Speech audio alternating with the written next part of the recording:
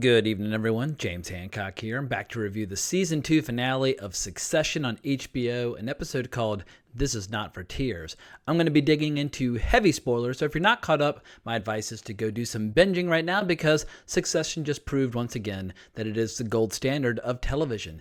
Each season's like an epic 10-hour movie that remains riveting every step of the way, and the writer behind tonight's brilliant episode was series creator Jesse Armstrong, who wrote this episode as well as episodes 1 and 9, and pretty much anytime he starts banging away on his typewriter, the results tend to be very special. As much as I'm in the bag for this show, I have to admit that the Season 2 finale managed to surpass my expectations. My one lingering concern this season has been how long can this show sustain the tension over the matter of succession without additional twists and turns. I was starting to worry that the show would beat that dead horse one too many times, but now, with the latest revelations from this episode, with Kendall reversing the plan to throw himself to the wolves, and instead offering up Logan Roy as the scapegoat both for the crimes as well as the cover-ups committed within their cruise line, I think we're good to go for another season, which thankfully HBO announced back in August. My understanding is that the fan base of this show continues to grow, and HBO is acutely aware of what a jewel they have on their hands.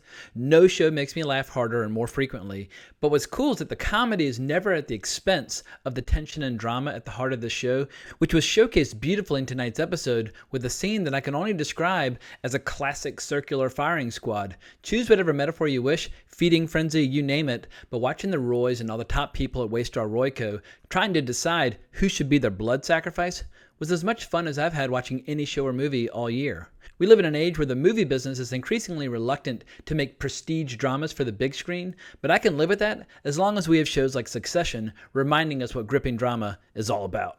As much as I enjoyed the central storyline of the Roys' efforts to maintain control over Waystar Royco, the moments that I live for are when we see the strange little cliques within the family and their various side plots.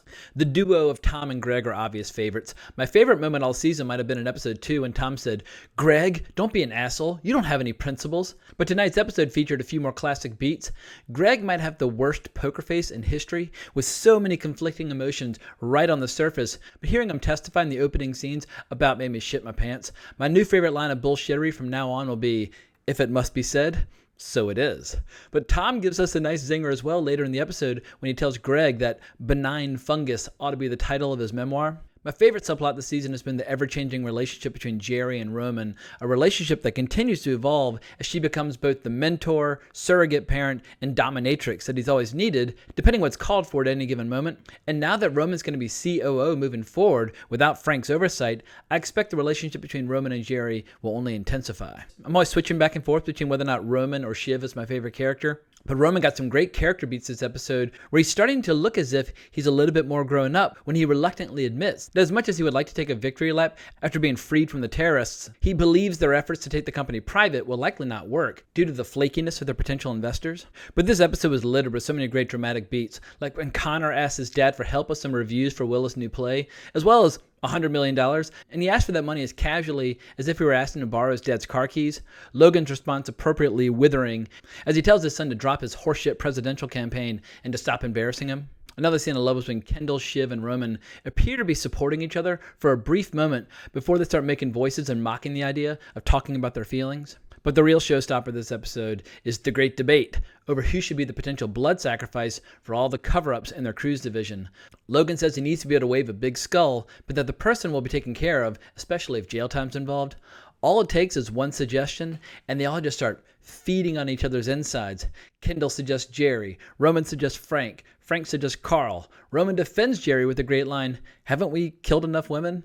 But when Roman suggests Tom, things start to get really interesting. Everyone jumps on that, even Shiv, but Tom's not a big enough sacrifice, so Roman suggests they include Greg as well as a deal sweetener. Poor Tom has a really tough time this episode as he starts to realize that he might be more sad with Shiv than without her. Her offer of a three-way only seems to deepen his depression, and he admits that sadly, he's just not a hippie, and that suggesting an open relationship on their wedding night might not have been the best idea on her part. While Tom is not around to see it, Shiv does approach her dad as a daughter, not as a potential successor, and asks as a personal favor that Logan not choose Tom as the sacrificial lamb.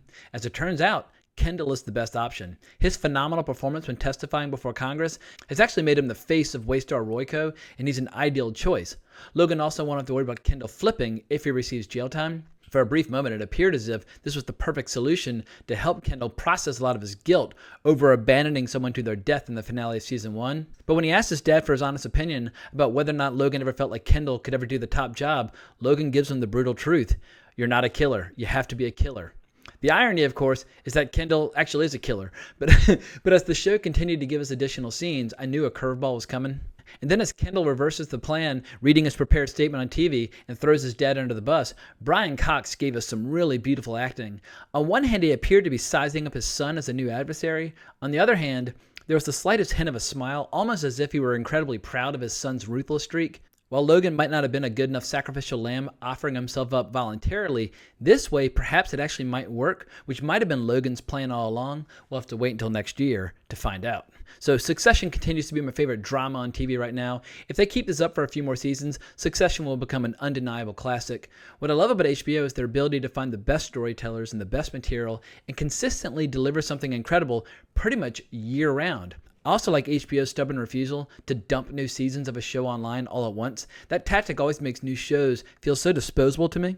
I'm all for binging an older season of a show in one fell swoop, but if you have a new show and you want to make it feel like an event, a great concept needs time to breathe between episodes so that people can discuss it and anticipate what's to come. In any event, we have Watchmen and His Dark Materials starting soon on HBO, both of which have enormous potential, and I'll definitely be reviewing the premieres of those shows on this channel. But I think that's all I have to say about Succession right now. I'm a very happy customer. But if you want to talk more about the show or HBO or whatever, best place to reach me is on Twitter at Colbrax, or leave me a comment in the comments below. But if you enjoyed this review, please consider subscribing to the channel, liking the video. That's very helpful. But I hope everyone has a great week. But more importantly, as always, onwards and upwards.